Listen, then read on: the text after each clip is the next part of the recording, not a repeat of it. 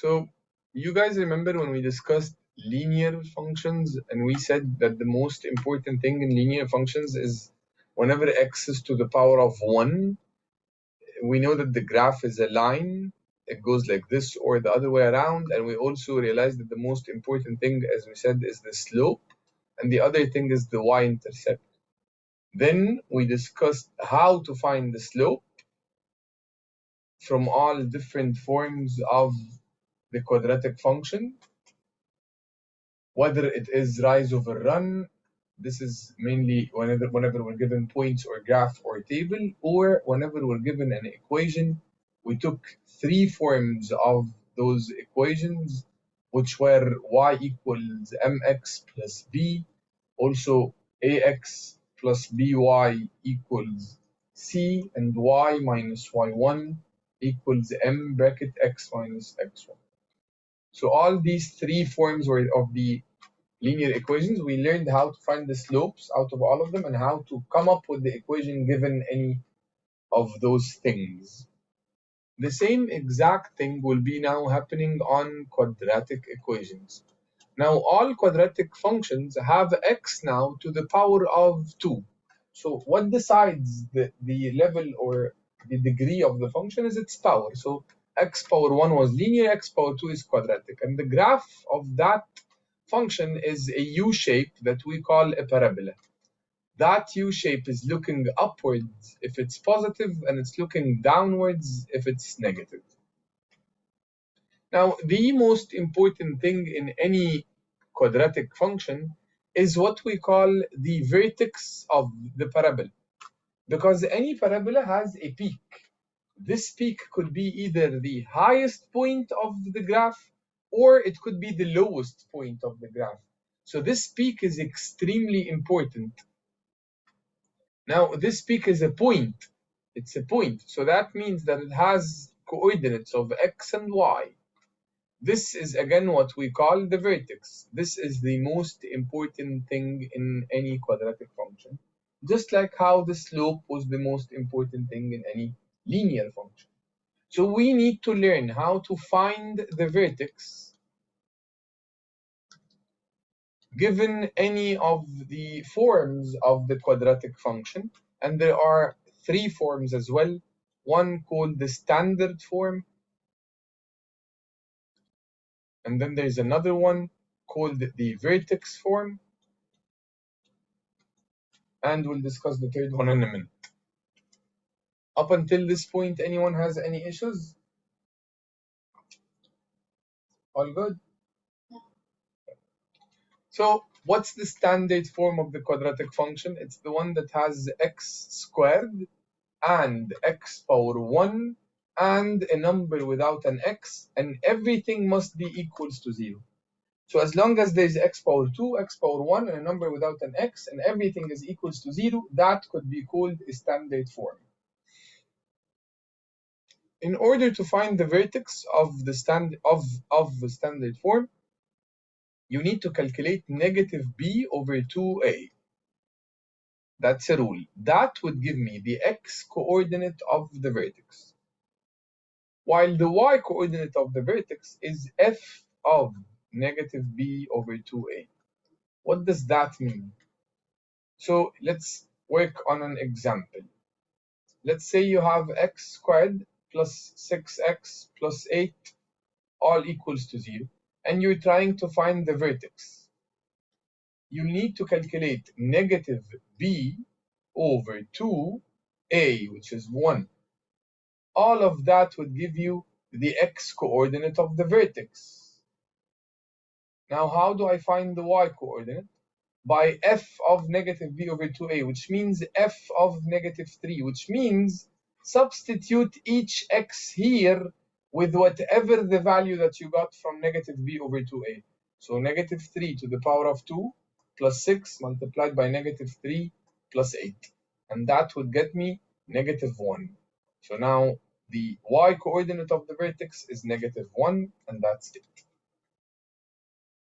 This is an extremely important thing. So please, please, please ask if you're a tiny bit confused on how to find the vertex from the standard form. So whenever we say vertex, negative b over 2a right away. Vertex, think of negative b over 2a. Just like how we said parallel, equal lines, equal slopes, sorry. Linear slopes. These things are important, okay? They guide our minds on where and which path to think, how to go through. Now, what's the vertex form? The vertex form is the one that has a bracket, and that bracket has an x inside of it, and that bracket is also squared, and everything is still equals to 0. So whenever you see a form of a quadratic function that has a bracket to the power of 2 and there's an x inside that bracket, you know that this is the vertex form. So why is it called the vertex form? Because it represents the vertex as constants in the equation. It shows the vertex in the equation itself.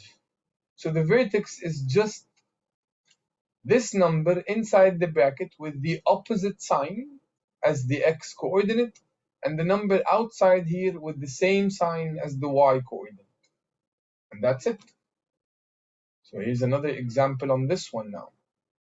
Let's say you have x minus, negative 2 bracket x minus 3 all to the power of 2 plus 4 equals to 0. What's the vertex? The vertex is the number inside the bracket with the opposite sign, positive 3, and the number outside of the bracket with the same sign, positive 4. That's my vertex. Done. Does this one make sense? Are we all clear? Yes, mister. Awesome. طيب. Why is the vertex so much important? We said because it's mainly either the lowest point or the highest point, but is that it? No, it's not actually. The vertex of any parabola has important characteristics. It has what we call an axis of symmetry, which is an imaginary line that splits the parabola into two equal parts. In other words, the vertex is always in the middle between any 2 points on the parabola. So if you pick this point and this point, the vertex must be exactly in the middle of them. This distance must be equals to that distance over here. So that's why the x of the vertex is important, because the x of the vertex is what represents the axis of symmetry. A very important one. While the y of the vertex is extremely important because it represents either the minimum or the maximum value of the function. So because if the parabola is looking up, the y is the least y on this graph. If the parabola is looking down, the y would be the maximum y of this graph. So in this case, it's maximum. In this case, it's minimum. So how do I decide if I already have a vertex like this one, for example? How do I decide whether it's a minimum or a maximum? And what is the axis of symmetry, for example? So negative b over 2a, which is the x coordinate of the vertex, this is the axis of symmetry. While the y coordinate is, as we said, either minimum or maximum. How do I know whether it's minimum or maximum? It depends entirely on the value of the a, the coefficient of the x squared. If the x squared is negative, then this is the maximum. If the x squared is positive, then this is the minimum. And since here the coefficient of x squared is positive, then this negative one must be the minimum of this graph. Please ask. This has too many information, so please ask.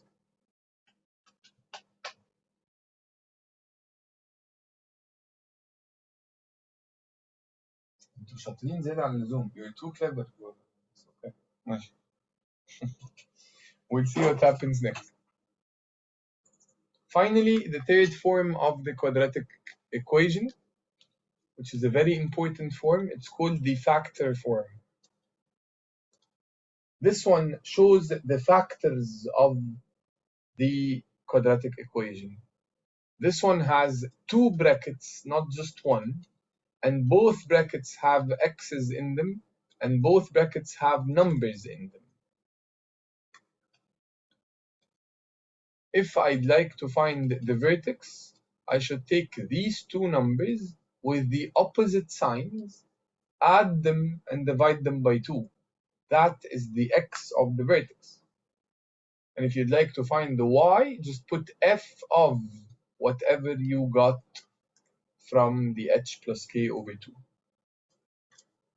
Now, please focus on what I'm about to tell you, please. These are called factors. As long as they're put in brackets, as long as the number is next to the x, they're called factors. But if you started to say that x is equals this one with the opposite sign, and x is equals to this number with the opposite sign, these are now called x values. They're called roots, zeros, x-intercepts, and solutions. These are all the same thing. So if I asked for the solutions, it's the same as asking for the roots. It's the same as asking for the zeros. It's the same as asking for the x-intercepts. So these numbers are actually where the graph will intersect the x-axis at h and k. These are the x-intercepts, as I just said earlier. So if you have a graph and you already know the x-intercepts, or you can tell what are the values of the x-intercept, for example, this is -1 and this is 3, you can easily get the equation by just putting each number with its opposite sign in brackets and then multiplying, and that would get you the equation. Does that make sense? Yes. طيب, it seems like you're bored. Let's start solving شوية and then get back.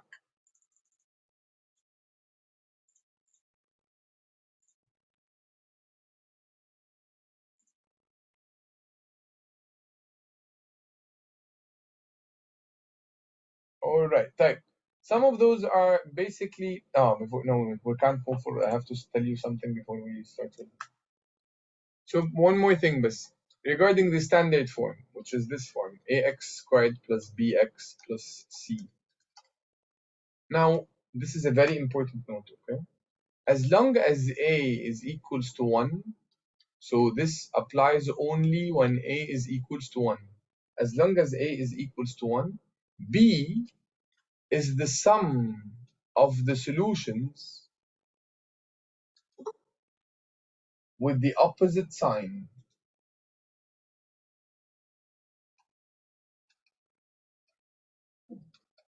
while C is the product of the solution with the same sign. What do I mean by that? So let's say, for example, you have a parabola written something like this: x squared minus 8x plus 6. No. What? 16. So if I wanted to ask what are the what is the product of the solutions of this parabola, you do not actually need to get the solutions and then get their product. Their product is just this number with the same sign. This only works as long as this is 1. So what's the sum then? The sum is this number but with the opposite sign. So the sum is actually 8 while the product is 16. So what if we have something like this: 9x squared plus 18x plus 90 equals to 0. You're asked to find the sum of the solution. We said that the sum is this number with the opposite sign, but this is as long as this is equals to 1. So how can I make this equals to 1? I can actually divide the whole thing by 9. I'll have x squared plus 2x plus 10 equals to 0. Now this with the opposite sign is the sum right away. Does this theory make sense to you? Yes, Mr. Hello, Alim, how are you? I didn't get that. I'm sure I was It's fine, it's fine. in the dentist. It's absolutely fine. Yes, I'm saying as long as there's a quadratic function like this one, x squared minus 8x plus 16, like this one here, as long as the coefficient of the x squared is 1, I can call this number next to the x the sum of the solutions, but with the opposite sign. And I can call this number the product of the solutions, but with the same sign. So I'm saying, what if the coefficient of the x squared is not 1? What if it's 9, for example? Then how can I know the sum and so on? I can just divide the whole thing by 9. So divide by 9, divide by 9, and divide by 9. And you'll have now 1, and then 2 here, and then 10 here. You can easily take this number with the opposite sign and call it the sum, or take this number with the same sign and call it the product of the solutions. Does that make sense? Yes. Are you sure, Ali? Yes. Okay. Let's try to see some questions first, okay? Now, please understand that those questions are, to be honest, a bit complicated than normal ones, okay? So they require شوية thinking, and they require understanding of not just the quadratic, like you can solve some of them by reasoning, mathematical reasoning. So please head to P1, quadratic equations. It has a total of 5 questions.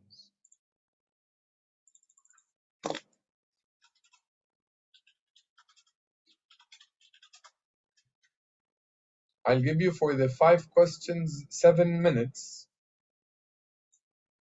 And please try your best in all of them, okay? 7 minutes starts now. Correct, but I wrote That's fine. As long as you know how to solve it, that's fine. x equal 4. That's fine, no problem. So it's because that they're looking for the question, just the final answer. They're not really looking for the X and the dollar sign and things like that. Those they just look for the numbers as your final answer, okay?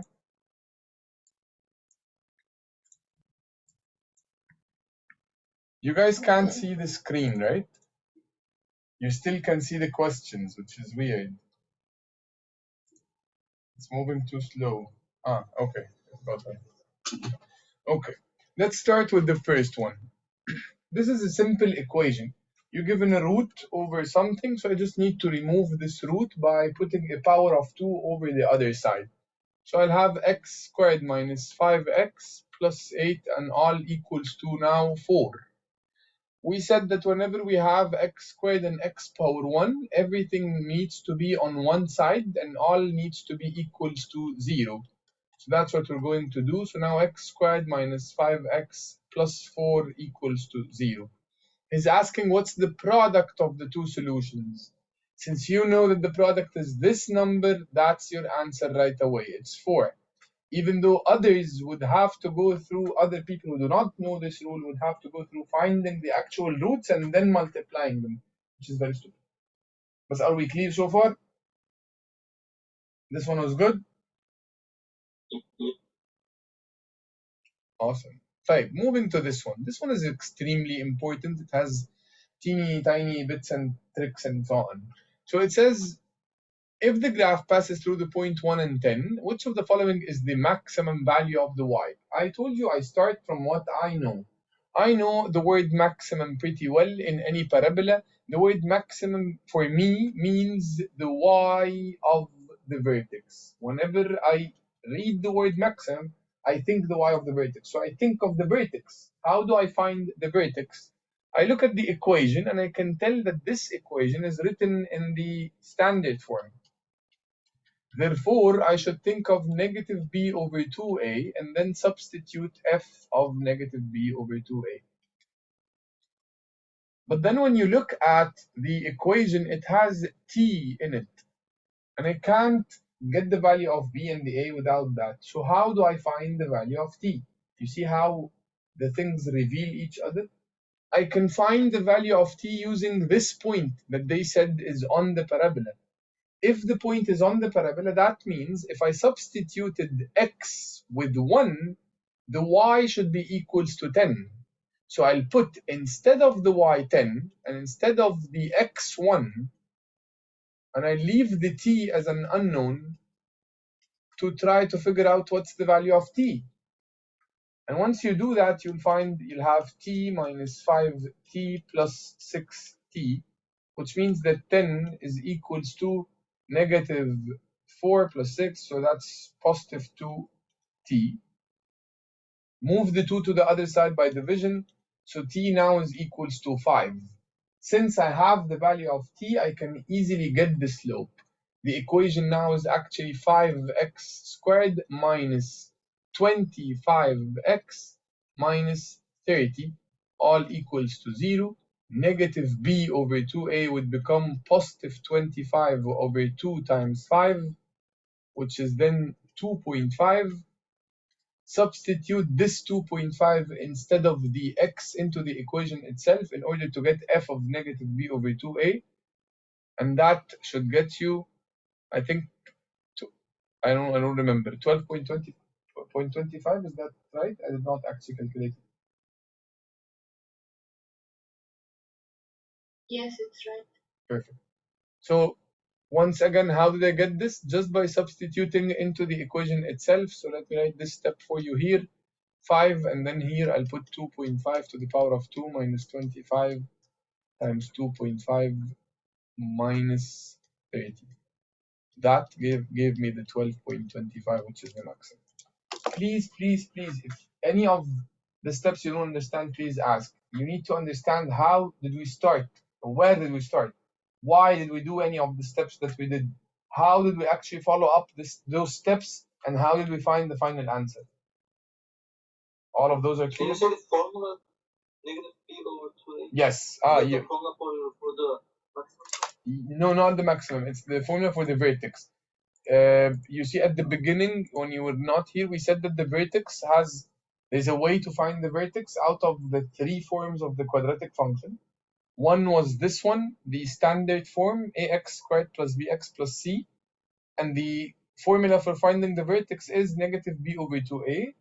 That's the x of the vertex. The y is f of negative b over 2a, which means you substitute whatever you get out of the negative b over 2a. And the vertex form is the one that has a bracket with the power of 2. The vertex is this, in this case, is the number inside the bracket with the opposite sign, and the number outside with the same sign. While the factor form is the form that has 2 brackets in it, and the vertex would be these 2 numbers with the opposite signs added over 2, and then f of whatever you get out, which means you substitute whatever you get out of that answer. When you see the questions now, all of this will make much more sense. So number 2, they're asking me what's the average of the 2 solutions. We did not yet describe or explain the mean and the average, but I'll just say the basic of it now. The average of anything, or the mean of anything, is the sum over the number. So if I need the average of the money that we have, I'll add up the money that all of 5 of us have, and I'll divide it equally among each of us. The average is the amount that each of us should have if we all have the same exact amount of money. So whenever, again, I'll start from what I know. The word average, whenever I see the word average, I write the rule, which is sum over number. And I think, how many solutions? They say 2 solutions. So apparently I know the number. There are 2. But I don't know the sum. So how do I get the sum of a quadratic equation? I remembered right away that this number next to the x is supposed to be the sum with the opposite sign. But this only happens if there's no number here, if this is 1. So that means that I'll first need to divide all of this by 9 and then take this number with the opposite sign. So that would get me x squared plus 2x minus 3 over 9 equals to 0. So the sum would be this number with the opposite sign. The sum is negative 2. Now I have the sum. I can easily get the average. Negative 2 over 2. The average is negative 1. That's the answer. A. Please ask. Are we good? Please.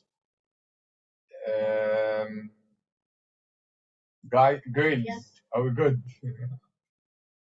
Okay. I expect if there's something wrong, you'll stop me. Please do that. Please. So far, no one stopped me at something, which either mean and I'm the best teacher you've ever seen in your entire life, which I know I am. No, but I'm joking. There's something wrong, but let me know if there's something you don't understand, please.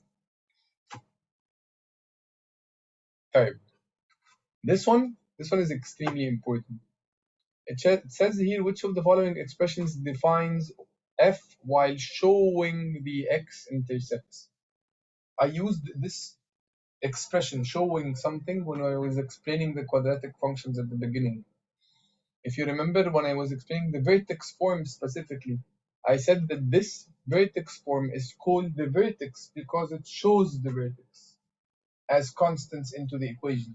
It shows the vertex in the equation itself. There are these two numbers.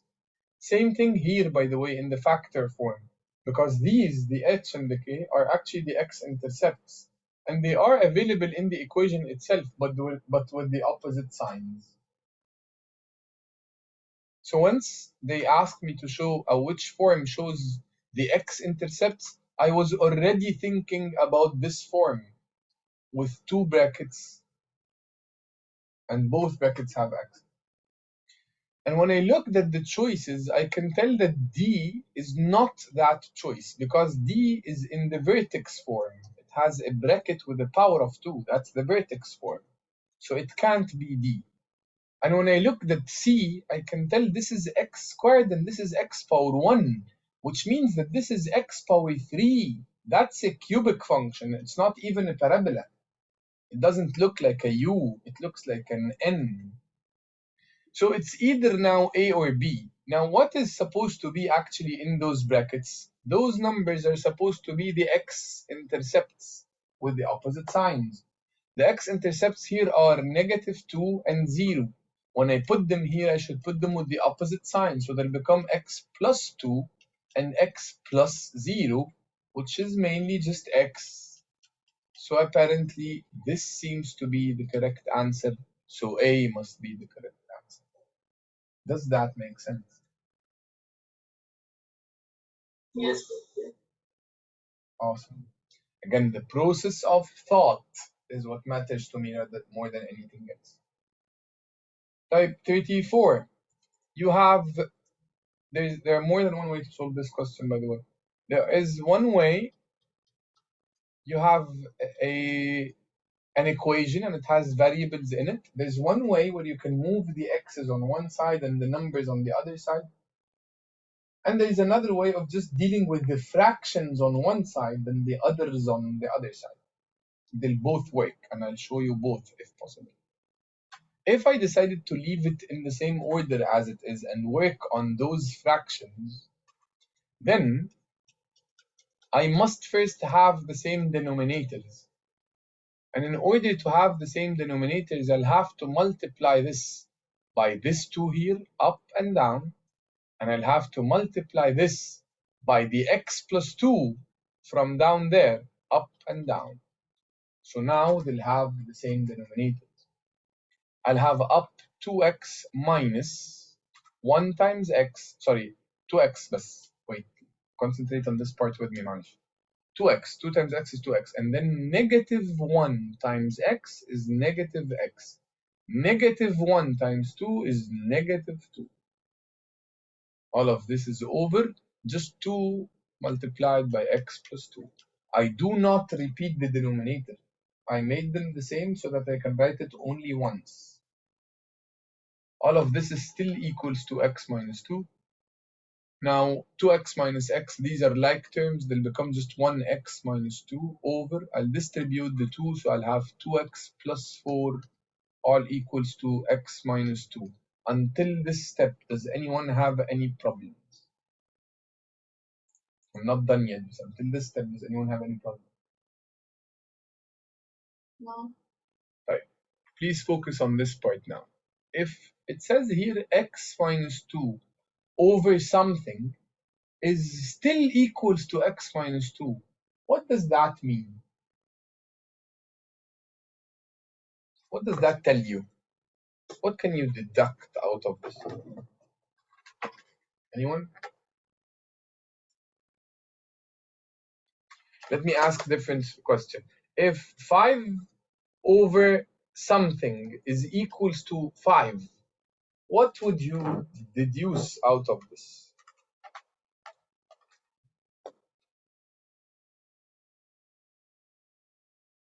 Alim, I think you're the one, man.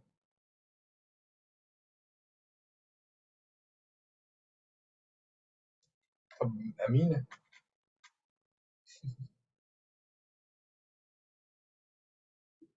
You mean take out from 5?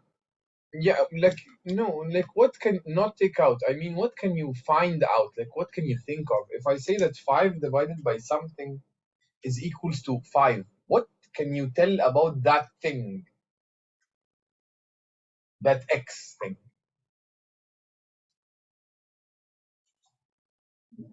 There's nothing right or wrong. Just say whatever comes to mind.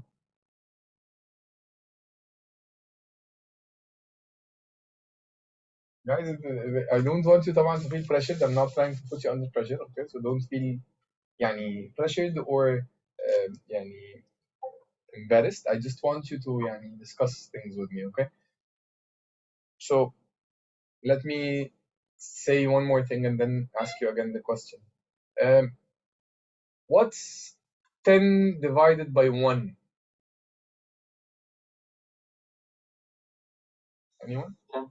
10. Okay. So 10 divided by 1 is equals to what? 10. Okay. Good.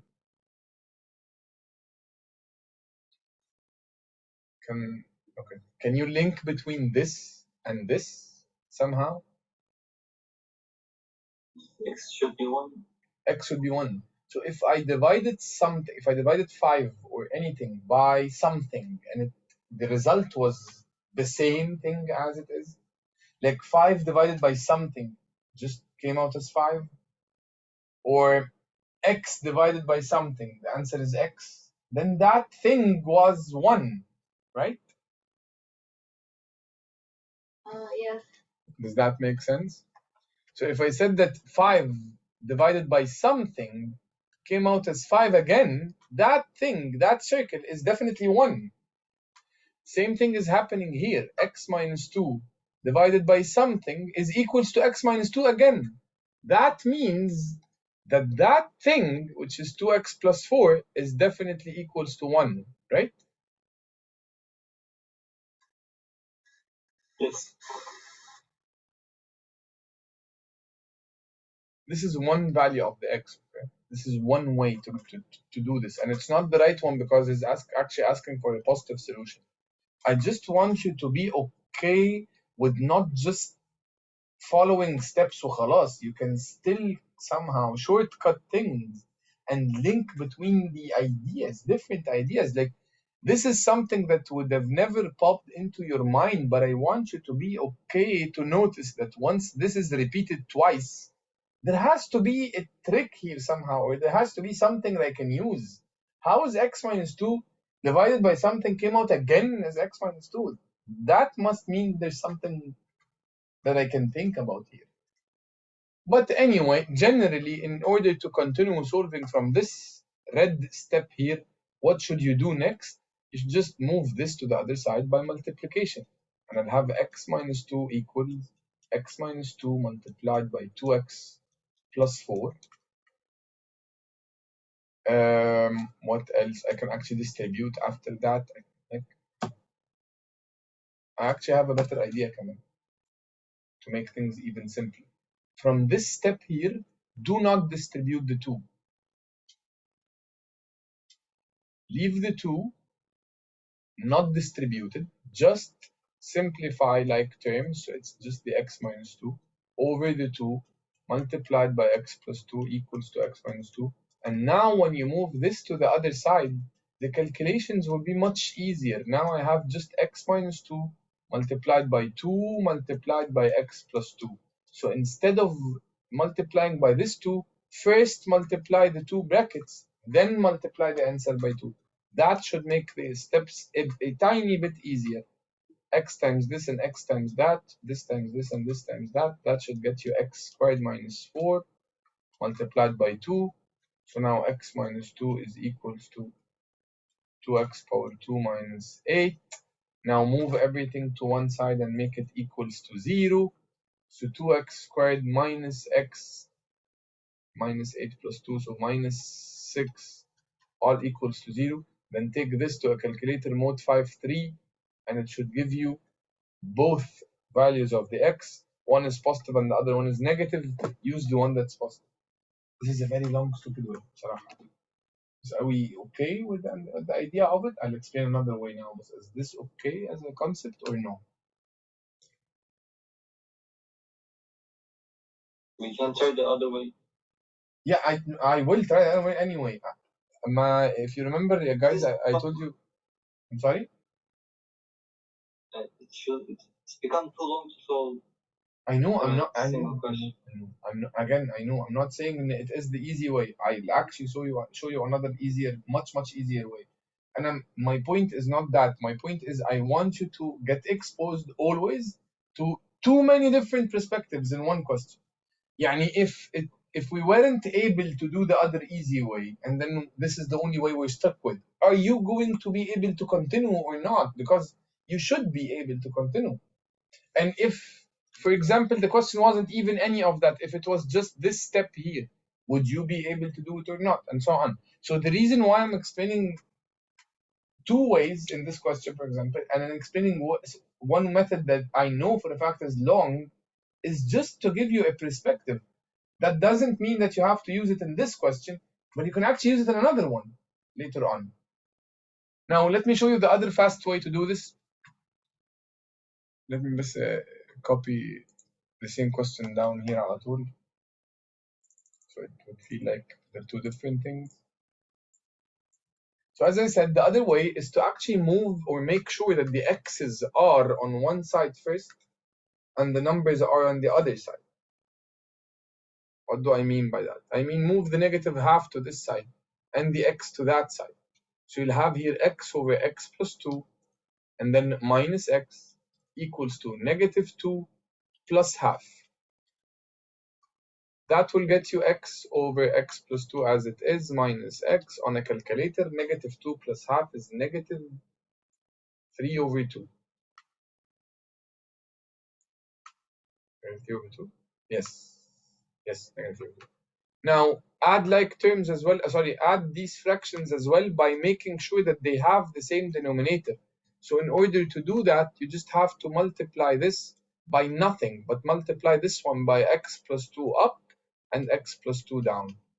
Now they'll have the same denominators, which means you'll have x over x plus 2 minus x multiplied by x plus 2 all over x plus 2 equals to negative 3 over 2. Next, distribute this x, so you'll have x minus x squared minus 2x all over just x plus 2, all equals to negative 3 over 2. Like terms together, x minus 2x, that's now negative x squared minus x over x plus 2 equals to negative 3 over 2. Cross multiply, negative 2x squared minus 2x equals to negative 3x minus 6. Move everything to one side, so negative 2x squared plus x plus 6 equals to 0. Take this to a calculator, mode 5-3, and it should give you both answers. One is positive and the other one is negative. That's another way. I have a third way. Are you willing to go for the third one? Sure.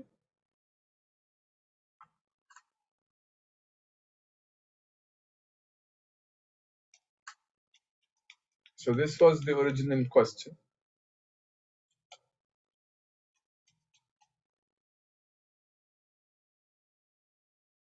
Is it x minus 2? Yes, minus 2. Okay.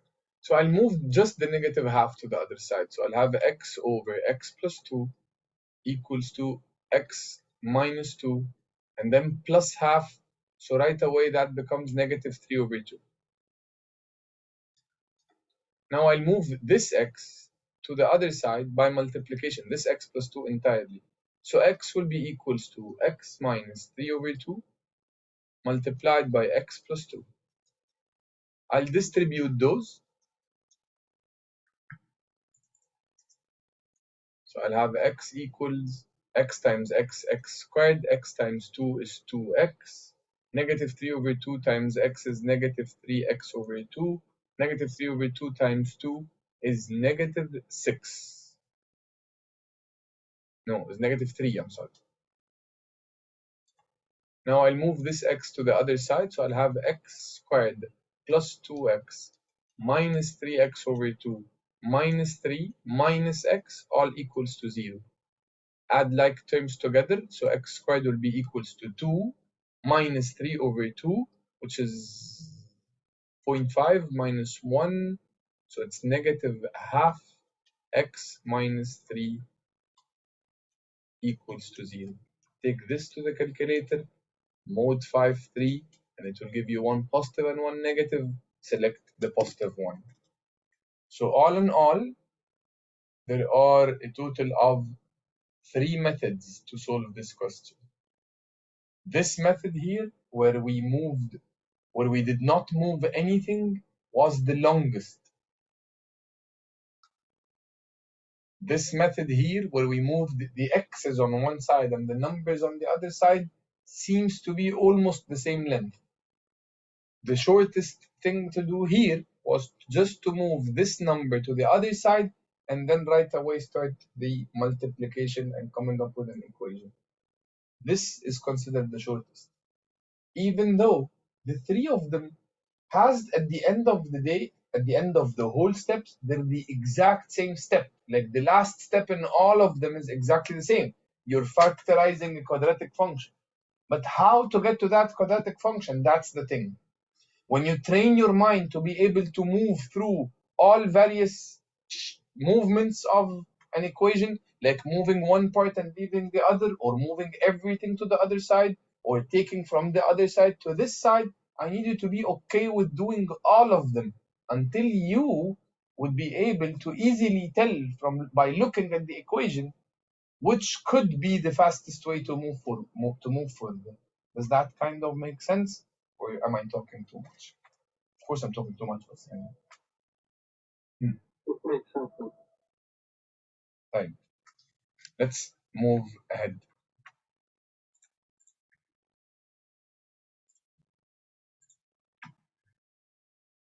Now, P2 is way more important. It has way more applications of quadratic functions that actually could be and is harder, شوية. So I'd like you please to try your best in P2.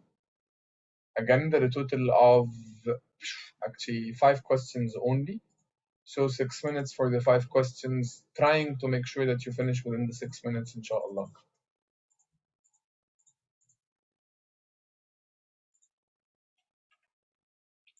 P2 starts now.